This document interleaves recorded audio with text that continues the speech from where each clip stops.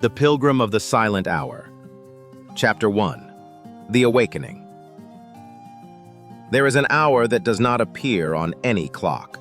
It arrives between minutes, in the hush that follows grief, in the breath before surrender, in the silence after a name is whispered and there is no reply.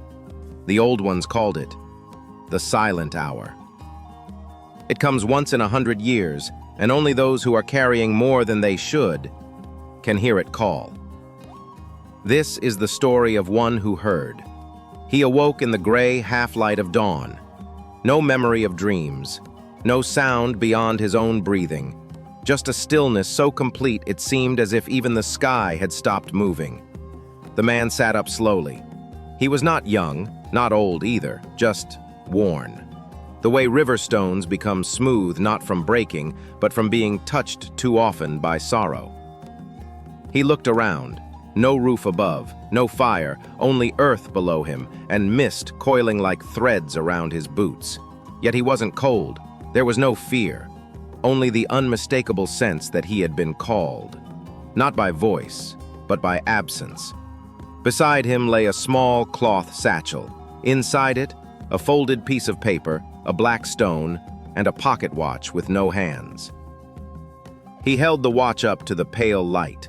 On its back, a single word had been etched, half worn by time: begin. There was no map, no direction, but his feet moved as if they remembered something his mind did not. With each step, the world around him seemed suspended, as if time were waiting for him to catch up with himself. Birds watched but did not sing. The wind passed but did not speak. Even the trees seemed to lean in, not to warn him, but to witness. He did not know what he was looking for, but he knew what he had left behind. Regrets wrapped in silence, names he never said out loud, choices he kept folded like forgotten letters at the bottom of his chest. The weight was not on his back, but behind his eyes, the kind of heaviness that makes a man stop looking at mirrors. The path split. To the left, a narrow trail into dense trees.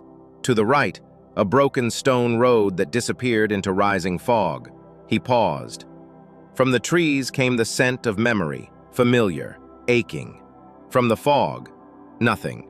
And yet, he turned toward the fog, because even pain is a comfort when it's familiar. And he was tired of comfort. As he stepped forward, the world behind him vanished. The fog did not blind, it softened. It did not take away, it invited him to release. He was no longer a man walking on earth, but a soul walking through memory. And the silent hour had begun. There are stories that shout. This one does not. It waits in the quiet, for those willing to listen without demanding answers.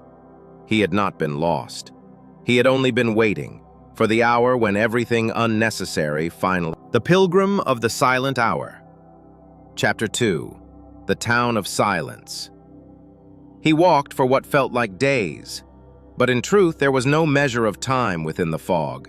No sun to chase, no shadows to stretch, only the slow rhythm of footsteps and the quiet hum of something old, moving beneath everything. Then it appeared, an old wooden gate, worn silver gray by the years. It stood alone, unattached to any wall or fence, just there, between the fog and something else. Etched across its surface were words half swallowed by moss: "Speak only when the silence allows." He pushed the gate open. It did not creak. Even the sound of wood touching wood was swallowed by the air. He stepped through and entered a place that felt suspended. A town, or the memory of one. Stone paths, low houses made of clay and quiet, lanterns that glowed faintly without flame. And people. They were everywhere, and yet no one made a sound. Men sat on porches staring at letters they never sent. Children played in slow, deliberate movements, but laughter never left their lips. Mothers stirred pots but hummed no songs. Lovers held hands without looking into each other's eyes. It was not fear, not sorrow. It was something deeper, like grief that had dried into habit. He approached an old woman sitting by a fountain.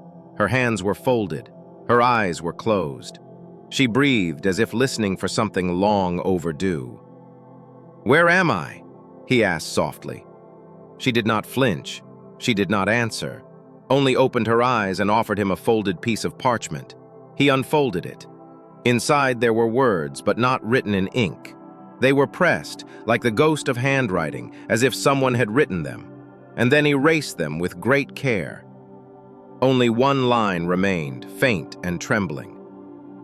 "We stopped speaking, because no one listened." As he wandered deeper into the town, he began to understand. Words here had weight. Too much had been said in haste, too many things spoken that could never be taken back, so over generations they chose silence as a kind of salvation, but silence had its own cost. Every wasn't spoken, grew, expanded in the chest, curled around the spine, pressed against the back of the eyes. At a crossroads in the village, a mask rolled to his feet, porcelain white, cracked, painted with a faint smile. A boy ran up to retrieve it, but stopped short when he saw the man. They locked eyes. The boy gestured toward his lips, then toward the mask, then back again, as if to ask, "Do you wear yours too?" That night he sat in the center of the village square. No fire, no voices, just stars that blinked without urgency. He closed his eyes, listened, not to the town, but to himself. And he realized something terrifying. He too had gone quiet, not because he had nothing to say, but because he believed no one would hear it. There were truths. He opened his mouth. At first only breath came, but then one word, soft, simple, enough. It did not echo, it did not stir the fog, but something shifted. The lanterns around him flared gently. A wind, barely perceptible, passed over the square, and for the first time, someone spoke back. A woman's voice from across the stone. "Then walk on." At the edge of town, the same gate stood open.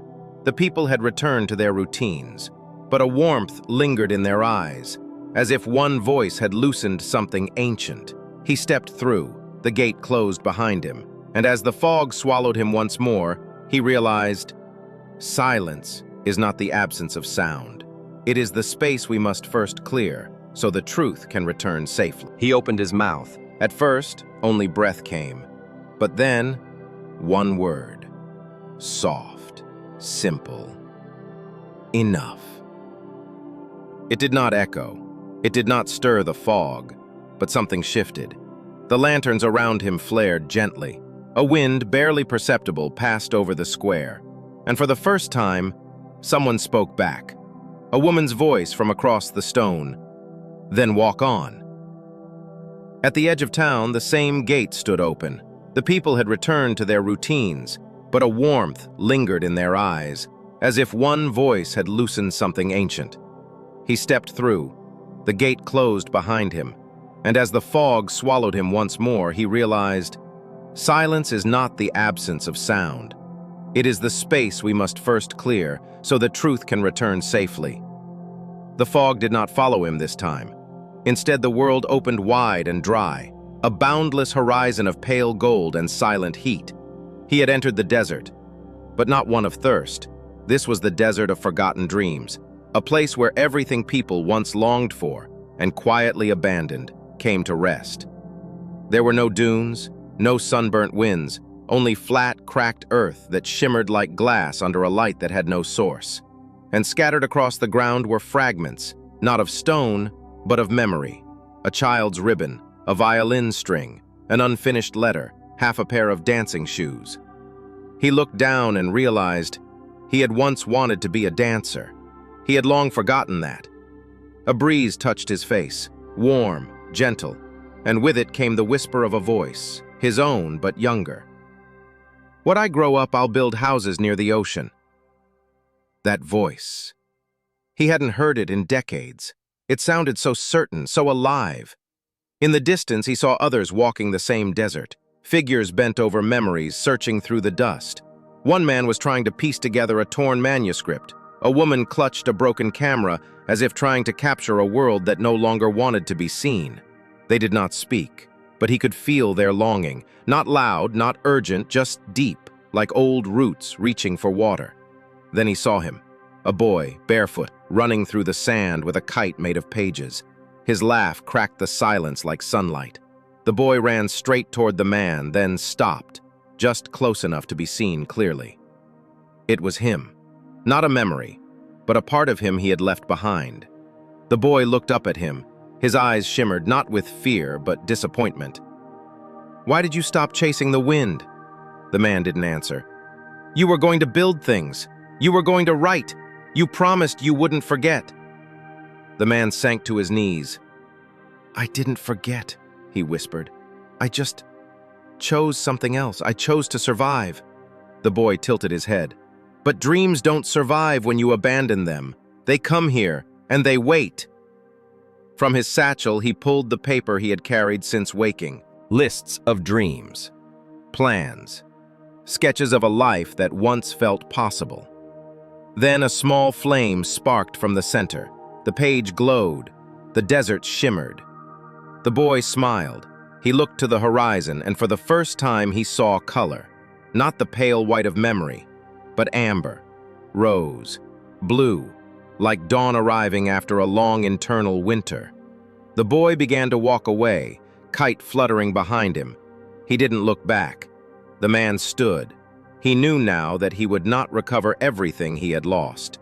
Some dreams were meant to fade, but not all. He began walking again. This time, not away from regret, but towards something else. We do not bury our dreams.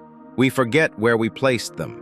And when we walk the desert long enough, quiet enough, brave enough, they sometimes rise and whisper, "I'm still here." The silent hour moved with him, and he was ready for the next gate. He came to the edge of sound. There, the desert sand ended not with cliffs or stone, but with water. Dark, slow, and impossibly still. A river. But it did not move forward. Instead, it ran backward. The current flowed upstream, as though pulling time with it. Leaves reversed their fall, ripples collapsed inward, even the wind bent in retreat. And when he stepped closer, the reflection in the water was not his face. It was his childhood home. There it was, the small house with the crooked window, the worn door, the smell of soup he hadn't remembered in decades. A woman stood at the stove, her shoulders curved like quiet hills. Her hands moved with a rhythm that meant home. It was his mother, still alive, still humming, still unaware that he was watching her from the other side of the water. Downstream, or rather up the river's path, came fragments. A torn notebook, a toy boat, a birthday candle, half melted. Each one floated past him, then rose out of the river as if time itself was offering them back. He saw himself, a boy, alone at the edge of the bed, knees hugged to chest, whispering dreams into the dark.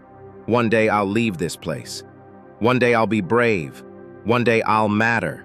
And no one had heard, not even himself. Then the boy turned, the same boy he'd seen in the desert, only younger now, smaller and afraid. "You said you'd never forget it, get me," the boy whispered. "But you did." The man knelt down at the river's edge. "No," he said, "I didn't forget. I buried you because I didn't think the world wanted you." The boy frowned. Tears filled his eyes, but they did not fall. He simply reached across the water and placed something in the man's hands. A drawing. A messy, colorful sketch of a man with wings. "You were supposed to fly." And then the boy vanished, not in sadness, but in light. The river shimmered. Now, his own reflection returned, but not the man who had arrived. This version of him was holding something new. Truth. Not pride, not regret, just truth. Unadorned, unashamed. Then, without warning, the river paused and reversed again. This time it flowed forward, natural, steady, real. Time had forgiven him, because he had stopped resisting it. He stepped across the water. There was no bridge, only trust. The moment his foot touched the other side, the river vanished, as if it had only existed to return him to himself. Some rivers run through land, others through memory. But the hardest ones to cross are the ones we build inside ourselves, to separate who we were from who we became. He no longer feared the boy within. because he had finally listened. The silent hour did not speak, it only waited, and he was walking with it now. He walked until the soil turned soft beneath his feet. The air grew dense, were moist, and green shadows began to gather like quiet witnesses. He had entered the forest. But not just any forest. This was the forest of forgivers. The trees here did not tower, they listened, bent in humble arcs as if leaning toward those who dared walk through. Each leaf shimmered, not with dew but with memory, and from every branch a whisper, "I forgive you. I release you. You didn't know." The voices came not from the trees, but from within them. As he walked, he began to hear his name, not shouted, not pleaded, just spoken softly, as though each tree had once known him and still chose to welcome him back. He turned, startled. No one, only trees and leaves and light pouring through in golden slants like time made visible. At the base of one tree he saw a man, head bowed, hands open, eyes closed. When the man looked up, it was his father, but younger, weary but not yet broken. The man said nothing. He didn't need to. His silence was not cold, it was surrender. The traveler knelt before him. There had been so many words unsaid, so much pain unspoken, so many moments that had frayed instead of healed. But here, there were no debates, no demands, only this, a hand on his shoulder, a sigh, a nod.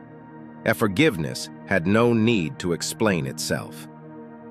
As he walked deeper, faces appeared between the trees, some familiar, some long forgotten, people he had hurt, people who had hurt him, people who had left too soon, people he never had the courage to call. They did not accuse. They simply stood and offered one phrase. "You don't have to carry it anymore." And each time he heard it, something loosened inside his chest. At the center of the forest stood a single tree, larger than the rest. Its trunk was covered in folded papers, each one pinned by a thorn of light. He reached for one. On it, a single sentence written in trembling hand. "I'm sorry I didn't stay." Another. "I wanted to love you, but I didn't know how." Another. "You were never the problem." And finally, one that he had written in another life, never sent. "How? Please, forgive me." He felt in his satchel, pulled out a blank slip of paper, tore it from memory, dipped his fingertip in breath, and wrote, "I forgive myself." He pinned it to the tree, and the light around it grew warmer. Suddenly the forest stirred. Leaves began to rise, not fall, upward, spiraling gently like dancers set free. And from above, a soft rain of light, not blinding, not demanding, just cleanse. Between the roots of the great tree, a passage opened, not dug, not carved, but offered.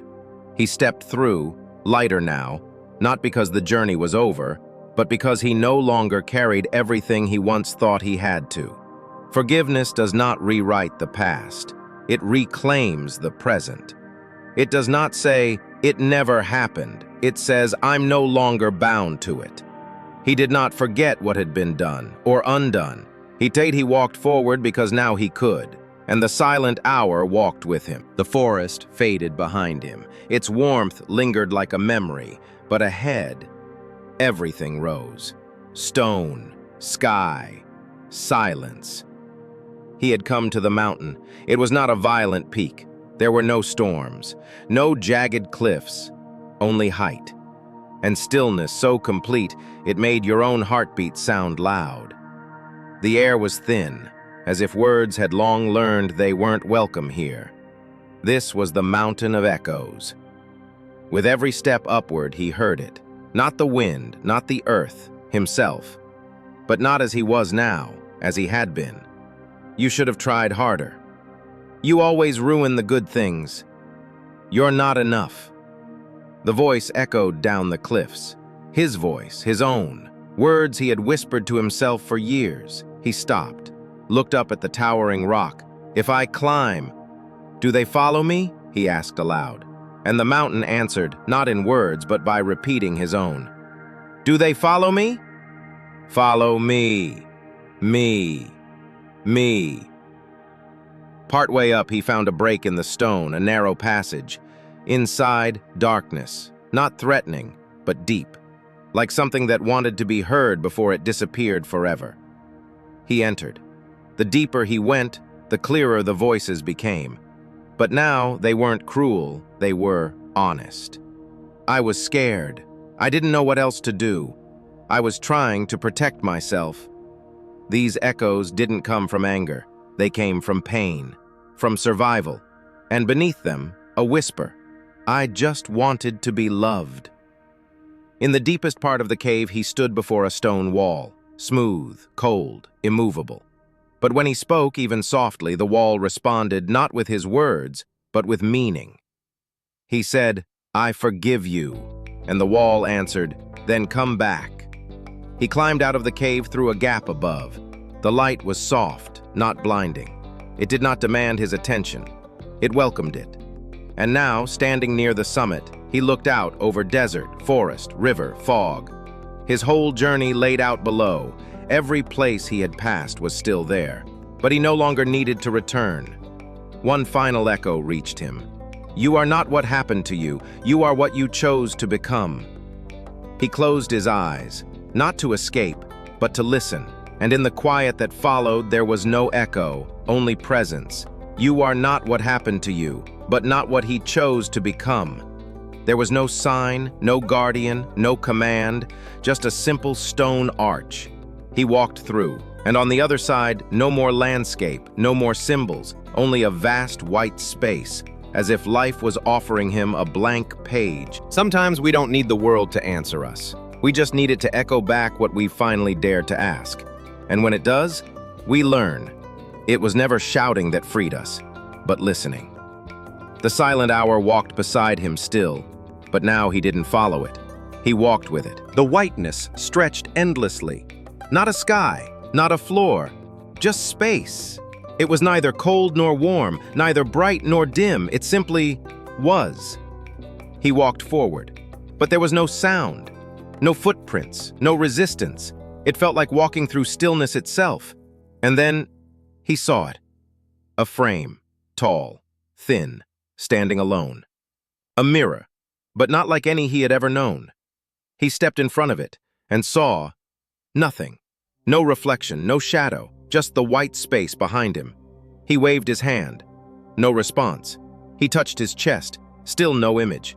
Just aging in place in frame back. The mirror showed no one. And then a voice, not from the mirror, not from outside, from inside. You have seen your past. You have heard your echo. You have forgiven what was. Now let go of what you think you are. He stared into the empty frame. No face? He whispered. And the voice answered, Your face was only ever a mask. What lies beneath needs no form. He closed his eyes, and in that darkness he began to see, not faces, not people, not places, but feeling, motion, presence. A child laughing, a mother singing, a breeze through leaves, a river sighing in moonlight. And between them all, being. No roles, no wounds, no proving, just breath and stillness. The mirror began to change. Slowly it shimmered, as if the surface was water remembering light. Shapes appeared, but they were not his. They were everyone. Every face he had ever known, every story, every stranger, all reflected, all one. He opened his eyes, and still no reflection. But now he understood. He did not need to see himself to know he existed. He had never been the mirror, only the one who passed by. A question came, gentle yet eternal. If you are not your name, not your face, not your story, who are you? He smiled, not to answer, but because he no longer needed to. The answer wasn't words. It was being. It was the walking, the breathing, the loving, the letting go. The mirror faded, not shattered, not broken, just no longer necessary. And where it stood, a doorway, simple, clear, open. He stepped through, and on the other side, not heaven, not an ending, not a prize, just a path. But this time, it led within, We spend our lives trying to find ourselves in reflections, but we are not reflections. We are not what the world sees or what it forgets. We are what remains when the mirror is gone. And that is finally enough. The silent hour did not speak, because now neither did he. They walked in quiet, and in that quiet, truth was loud enough. The path now was unlike any other. No stones, no dirt, no wind, just steps, one after another, as if walking not forward but inward. He could no longer tell how long he had been walking. There was no sun, no shadow, only a soft silver light, as if the stars had decided to fall inward. Then he saw it. A gate, not of iron, not of wood, but made of mist, hovering, breathing, waiting. It had no handle, no lock, no resistance, just an invitation. Pass through, if you are ready to disappear. He did not hesitate, not because he was fearless, but because he was no longer afraid of letting go of who he thought he was. He stepped through. Suddenly he forgot. Not everything, just his name. Not because it was taken, but because it no longer held anything. Then another thing faded. His age. How many winters, how many roles, how many versions of him. None mattered here. They left him gently, like coats he had worn in many lives and no longer needed. The space was wide, endless, not empty, but quiet. And in that quiet, he felt something he had not felt in a very long time. Weightlessness, not of the body, but of the soul.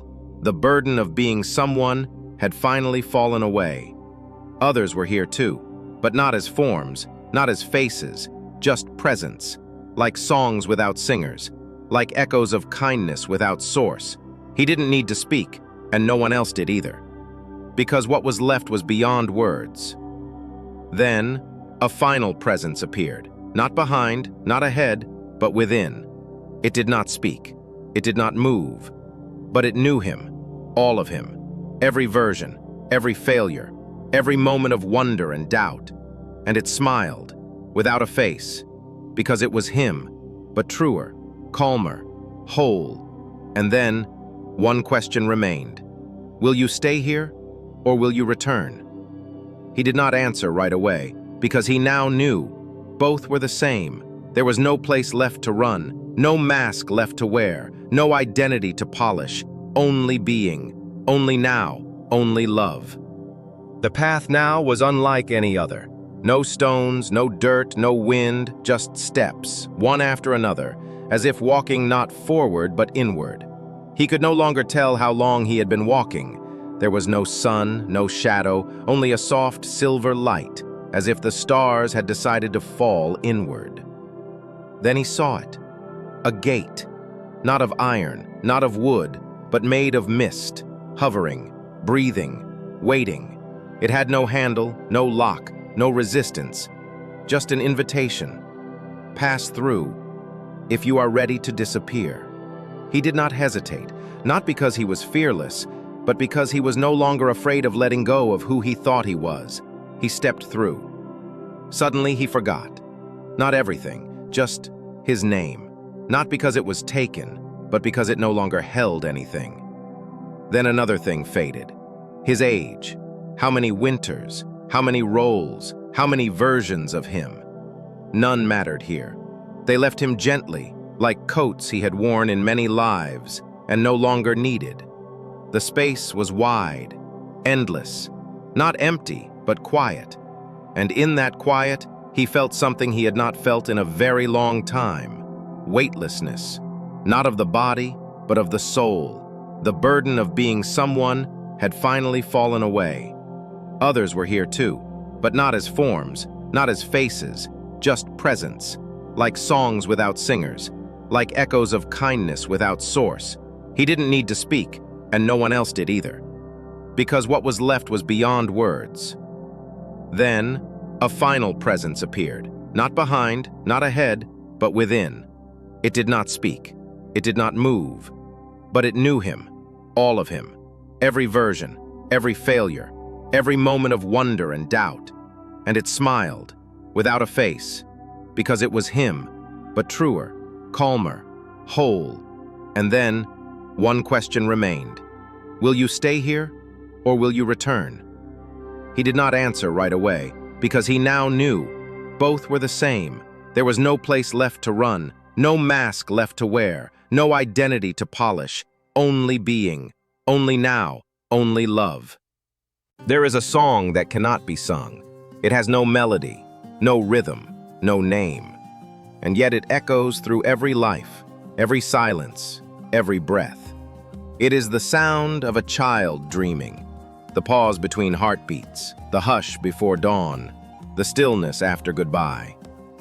It is the song the world forgot, but the soul always remembers. The pilgrim did not end his journey, because there was no end, only stillness deep enough to stop searching, only presence quiet enough to dissolve every question. He had walked through desert, through river, through fog, through memory, through himself. And on the other side, there was no treasure, no throne, no answer carved in light. Only this. The song was within him, and it always had been. He did not need to sing it aloud. He did not need others to hear it, because it wasn't made of sound. It was made of truth, and truth is silent. So he walked, no longer as a seeker, no longer as a name, just as breath, as light, as one more note in the soundless song. You too are singing it, even now, even if you do not know the words, even if you think you've forgotten the tune. Still, you are part of it. You always were. Not every journey needs a map. Not every voice needs volume. Not every ending needs closure. Some stories end not with a period, but with a pause. Like breath held, not out of fear, but reverence. And in that pause, if you listen closely enough, you may hear it, the soundless song that has been waiting for you all along. Let the world be loud. Let time be fast. Let days pass and names fade, but never forget. There is a quiet inside you older than fear, deeper than pain, wider than the world. And in that quiet, a song sings itself, without sound, without effort, without end. This is where the silent hour lives. And this is where you begin again.